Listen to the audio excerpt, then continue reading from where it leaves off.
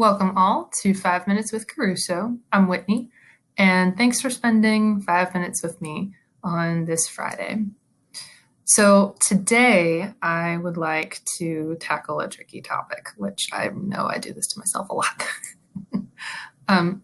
So if you're in America, like I am, you know it's been kind of a stressful week. We've seen a lot of really shocking stuff pop up. We've seen a lot of political unrest, a really difficult transition of power. We've seen violence and Christian nationalism displayed.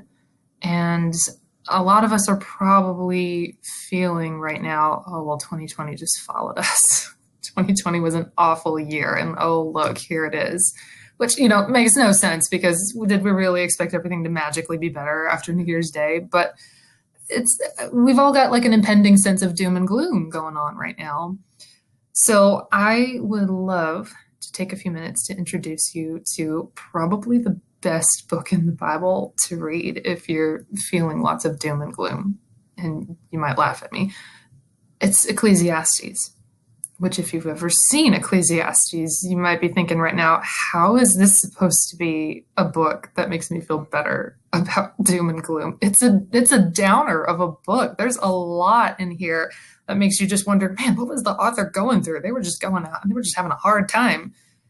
And personally, I think that's why it's so great for when you're just living through a really chaotic, awful time period of your life, because it's already there. Everything that you're feeling right now about, well, what even is life? Why even?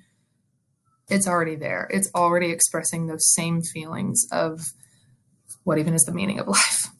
And it's got some surprisingly encouraging and uplifting messages in there too. Like meaningless. The word meaningless gets used so much in this book. And on surface level, it just kind of makes you think, well, why is he saying that life is just purposeless? If you dig a little deeper, though, you discover meaningless in this case is more referring to the temporary, fleeting nature of humanity. And so some of these messages are kind of encouraging, saying, okay, enjoy life and everything that you can materially or physically on earth and make it a good life because you could die tomorrow. Surprisingly encouraging. So for today, I would love to share with you from chapter 4. And I think it's something that we all might find a little relevant. If this resonates with you, then I hope it's encouraging. So it starts, again, I looked and I saw all the oppression that was taking place under the sun. I saw the tears of the oppressed, and they have no comforter. Power was on the side of their oppressors, and they have no comforter. And I declare that the dead who had already died are happier than the living who are still alive. But better than both is he who has not yet been, who has not seen the evil that is done under the sun. And I saw that all labor and all achievement sprang from man's envy of his neighbor. This too is meaningless, a chasing after the wind. The fool folds his hands and ruins himself. Better one handful with tranquility than two handfuls with toil and chasing after the wind. Again, I saw something meaningless under the sun. There was a man all alone, and he had neither son nor brother. There was no end to his toil, yet his eyes were not content with his wealth.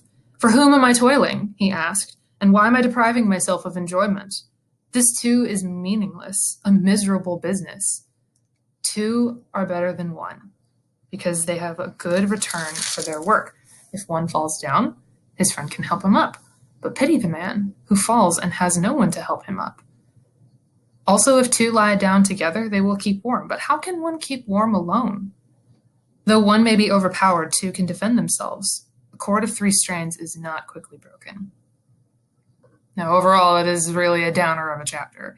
But that last bit, we've heard that one quoted a lot, mainly in reference to talking about how, churches should be communities and be with other Christians, and people need to be with other people, which, totally tracks. We're a very social species. We need other people.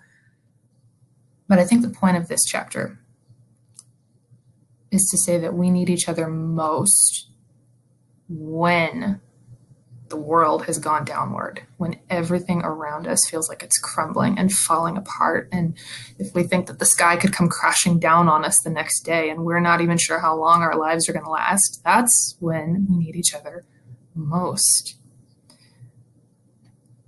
So I hope that's something that we can focus on in such stressful times like these. Now, I know in this specific context, we've got a lot of people saying, well, we need to band together. We should focus on unity. We should focus on peace with each other. We're so divided right now. That's great. We're in a position where we need to acknowledge what needs to be acknowledged first. If there's still injury or harm that's being done, we got to get that out of the way first before we can truly start to heal. Get the plank out of your eye first. But that should be our focus, though, is just remembering that in times like this, we really do need each other. Thanks for spending this Friday with me, and I'll see you next week.